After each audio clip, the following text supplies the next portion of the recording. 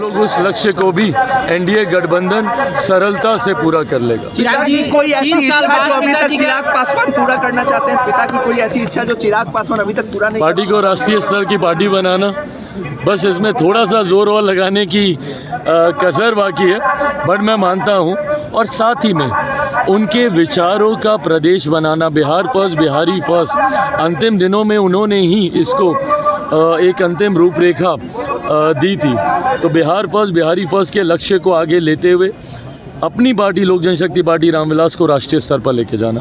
3 साल बाद पिताजी के कार्यालय में आप आज स्थापना दिवस मना रहे हैं 25वां, कैसा लग रहा है? चाचा को मना रहे हैं। पुरानी यादें हैं यहाँ की। देखिए, सरकारी व्यवस्था है, सरकारी आवास है, इस पर किसी भी निजी व्यक्ति का अधिकार नहीं हो सकता। बट हाँ, बचपन गुजारा है मैंने यहाँ पे, इस नाते ज़रूर मेरी यादें रहीं और मेरे लिए ये गर्व की बात है। कल जैसा परिवार के सदस्यों ने, हमारी माँ ने भी कहा, गर्व की बात यह है कि जहाँ से मेरे नेता बैठकर उन्होंने कार्य करने का काम किया, आज उसी जगह पर बैठकर मुझे उन्हीं के विचारों को आगे लेकर जाते हुए अपनी पार्टी को मजबूत करने की जिम्मेदारी मुझे मिली है। तो ये मेरे लिए एक तरफ सौभाग्य की बात भी है, भावुक भी करता है, बट शक्ति भी यही देता है। 25 का चुनाव है और आपके कार्यकर्ता अब आपको सीएम का चेहरा देख रहे हैं। सीएम का चेहरा 2025 के लिए मैं अपने तमाम कार्यकर्ताओं की भावना का ज़रूर सम्मान करता हूं, बट ये एनडीए ने पहले से ही तय कर लिया है कि मौजूदा मुख्यमंत्री नीतीश कुमार जी के नेतृत्व में ही एनडीए गठबंधन आगामी 2025 का चुनाव लड़ने जा रहा है। और मैं मानता हूं, मुझे पूरा विश्वास है कि अगले साल इस वक्त जब पुनः हम लोग पार्टी का स्थापना दिवस मना रहे होंगे, तब तक मेरे मुख्यमंत्री आदरणीय नीतीश कुमार जी एक बार फिर से मुख्यमंत्री पद की शपथ ले चुके होंगे। चिराग जी, आरक्षण को लेकर आप लोग महागठबंधन के साथ है स्मार्ट मीटर के मुद्दे पे, क्योंकि आपके सांसद भी लगातार बोल रहे हैं।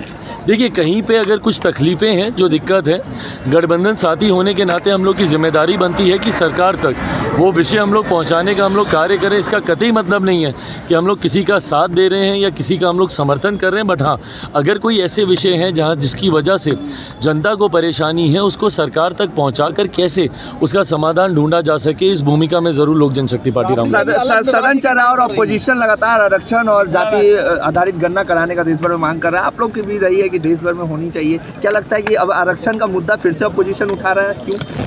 ऑपोजिशन ने इस मुद्दे को हर स्वरूप में उठाने का प्रयास किया।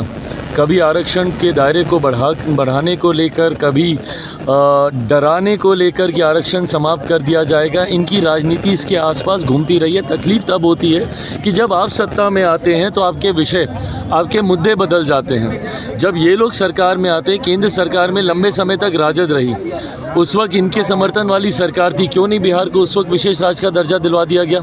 क्यों नहीं उस वक्त इन लोगों ने जातीय जनगणना करा ली? आज जिस तरीके से कांग्रेस पार्टी, राहुल जी बार बार घूम घूम कर देश भर में बोलते हैं कि भाई जातीय आधारित जनगणना होनी चाहिए, तो केंद्र में लंबे समय तक तो आप ही की सरकार थी ना।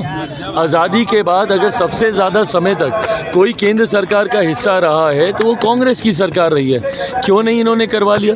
प्रधानमंत्री नरेंद्र मोदी जी के आने से ठीक पहले तक 10 साल लगातार मनमोहन सिंह जी के नेतृत्व में इन लोगों की सरकार रही, उस वक्त क्यों नहीं इन्होंने किया? तो ये दर्शाता है कि जब ये लोग सत्ता में होते हैं तो इनकी भाषा बदल जाती है और विपक्ष में राजनीतिक लाभ उठाने के लिए इनकी भाषा बदल जाती है।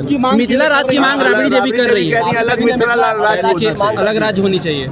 मेरी लड़ाई बिहार फर्स्ट, बिहारी फर्स्ट की है, जिसमें बिहारियों को एकजुट कर, और जब तक हम लोग एक हैं, ये हम लोग की ताकत है।